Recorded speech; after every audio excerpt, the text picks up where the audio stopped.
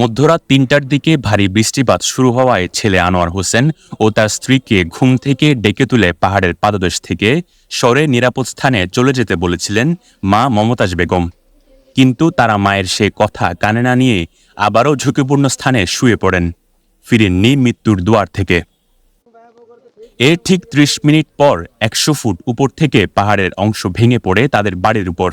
মাটি চাপা পড়ে জরাজীর্ণ টিনের ছাউনির বাড়িতে খাটে ঘুমিয়ে থাকা আনোয়ার হোসেন ও তার স্ত্রী মাইমুন আক্তার। পরে স্থানীয়রা তাদের উদ্ধার করে কক্সবাজার সদর হাসপাতালে নিয়ে গেলে মৃত ঘোষণা করা হয়। নিহত মাইমুনা ৬ মাসের অন্তঃসত্ত্বা ছিলেন। একমাত্র ছেলে সন্তান ও তার স্ত্রীকে হারিয়ে বাকরুদ্ধ মা মমতাজ বেগম। ঘটনাটি ঘটেছে শুক্রবার ভোররাতে কক্সবাজার শহরের বাচ্চাগুনা এলাকায়। নিহত আনোয়ার স্থানীয় মসজিদের মুয়াজ্জিম ছিলেন।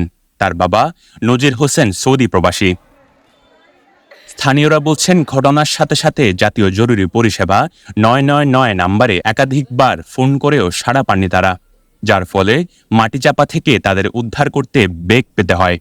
তারা হইয়া হয়তো ফুট দ্বারা দেখান কুলিও নাই কুলাই যাগো দুনো যান এখন আদান দিব নামাজ পড়তে দেখা পারিবি দাদা এনতেন হই তো মানে নেটে গই আবার তারা গুরুত্ব না নেটে গই দাদা আবার হাম্বাল যা ফাইয়া নেই তারা নেটে গই ৩টা বাজায় ডাকি দি তারারে ৩টার পরে ডাকানোর পর কি মানে কিছু করে এইটাই দিয়ে দূরত মাঝে নেটে গই আবার দূরত মাঝে রোদ করিয়া না ফার আই গি একটা বড় ধরনের আওয়াজ যখন হয়েছে আমি দূরে বাইরে দেখতেছি আমার ছেলে আর ছেলের বউ মেরে নিছে বিছানো।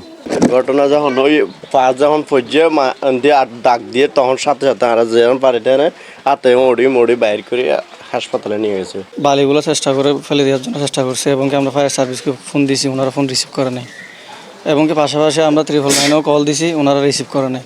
তারপরে আমরা মানে উজোর সুজোর দিয়ে এলাকার যে মানে ছেলেবেলা আছে সবগুলো মারে সরাই ওনাদেরকে বের করছি। বের করার পরে মানে হাসপাতালে নিয়ে গেছি, নিয়ে যাওয়ার পর এখানে বলতেছে মানে ওনারা মারা গেছে। কক্সবাজার শহরের শতাধিক স্পটে পাহাড় ধসের ঝুঁকি রয়েছে।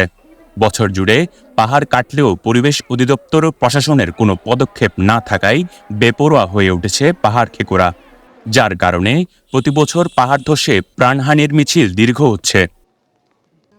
স্থানীয় জনপ্রতিনিধিরা বলছেন, ভারী বৃষ্টি হওয়ায় গত কয়েকদিন ধরে মাইকিং করা হচ্ছে পাহাড়ের পাদদেশে ঝুঁকিতে বসবাস করা লোকজনকে আশ্রয়কেন্দ্রে যাওয়ার জন্য, কিন্তু কেউই নির্দেশনা মানতে চায় না। তাদের অভিযোগ, প্রকাশ্য দিবালোকে পাহাড় কাটলেও পরিবেশ অধিদপ্তর কোনো পদক্ষেপ না নেওয়ায় পাহাড় কাটার ফলে এমন দুর্ঘটনা ঘটছে। এদিকে প্রশাসন বলছে, বর্ষায় পাহাড়ে ঝুঁকিপূর্ণভাবে বসবাসকারীরা প্রশাসনের সাথে চোর পুলিশ খেলে, কোনোভাবেই তাদের আশ্রয়কেন্দ্রে আটকে রাখা যায় না।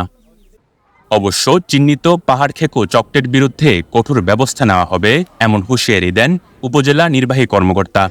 এবং আমরা প্রতি বছরেই কক্সবাজার জেলা প্রশাসন এবং কক্সবাজার পৌরসভা আমরা মিলেই যখন ভারী বৃষ্টি হয় তখন পাহাড়ের চূড়ায় এবং পাহাড়ের নিচে যারা বসবাস করে তাদেরকে নিরাপদ স্থানে নিয়ে যাওয়ার জন্য আমরা এখানে মাইকিং করি, তাদেরকে উদ্ধার কাজ চালিয়ে যাই এবং সরকারি যে নিরাপদ আশ্রয় কেন্দ্র আমরা যেই খোলা হয় সেখানে নিয়ে যাওয়ার জন্য চলে যাওয়ার জন্য আমরা তাদেরকে বলে থাকি। কিন্তু মানুষ কর্ণপাত করে না, মানুষ তারা নিজেদের বাসস্থান ছেড়ে কোথাও যাওয়ার জন্য তারা আগ্রহ প্রকাশ করে না। তারই প্রতিফলন ঘটেছে আজকের এই পাহাড় ধসে নিহত হওয়ার মধ্য দিয়ে।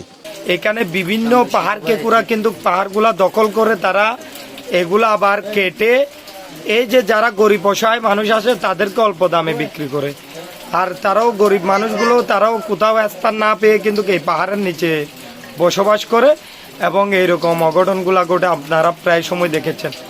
আমি মনে করি এগুলার একটি সুষ্ঠু সমাধান হওয়া দরকার। দেখবেন যে আমরা যখন প্রচার প্রচারণা চালাই বা তাদেরকে তাদের আবাসস্থল থেকে নিরাপদ আশ্রয়ে নিয়ে যাই, তারপরেও দেখা যায় অনেক সময় তারা গোপনে রাতের বেলা তাদের আবাসস্থলে ফিরে আসেন।